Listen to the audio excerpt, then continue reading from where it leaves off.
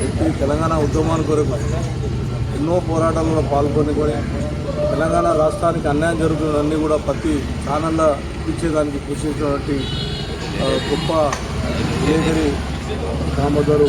నిజంగా అది కూడా మనకు బాధాకర విషయం.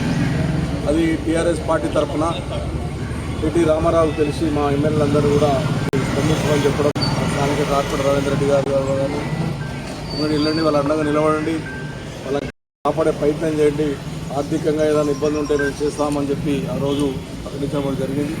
దాని భాగంగానే ఈ రోజున వాళ్ళకు ఉన్నటువంటి ఫ్యామిలీ మెంబర్స్కి, ఎందుకంటే ఒక భర్త చనిపోయినప్పుడు భార్యకి ఎన్ని ఇబ్బందులు ఉంటాయనేది కూడా తెలుసు. ఎందుకంటే ఇలా విలేకరుల ఉన్నటువంటి ఆదాయం ఎంత అనేది కూడా మా లీడర్ కూడా తెలుసు.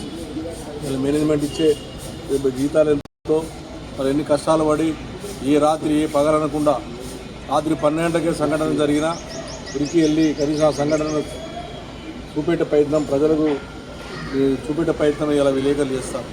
అటువంటి వాళ్ళు ఈ రోజున పోవడం అనేది నిజంగా నాకు చెప్తా ఉంటే చాలామంది విలేకరులు చెప్తా ఉంటే దామోదర్ గురించి చాలా గొప్పగా చెప్తా ఉన్నారు.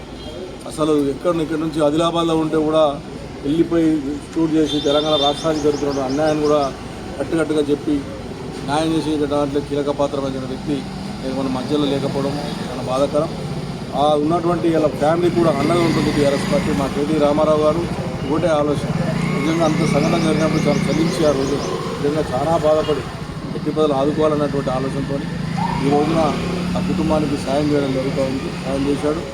దానికి ఈ రోజున ఒక 5 లక్షల రూపీస్ కేటీ రామారావు గారి సొంత నిధులతో ఇలా వాళ్ళ కుటుంబ సభ్యులకు అందజేయడం జరిగింది. నేను మా కార్పొరేటర్ గారు వాళ్ళ కుటుంబానికి ఎప్పటికిప్పుడు కాదు ఎప్పటికి అండగా ఉంటాం.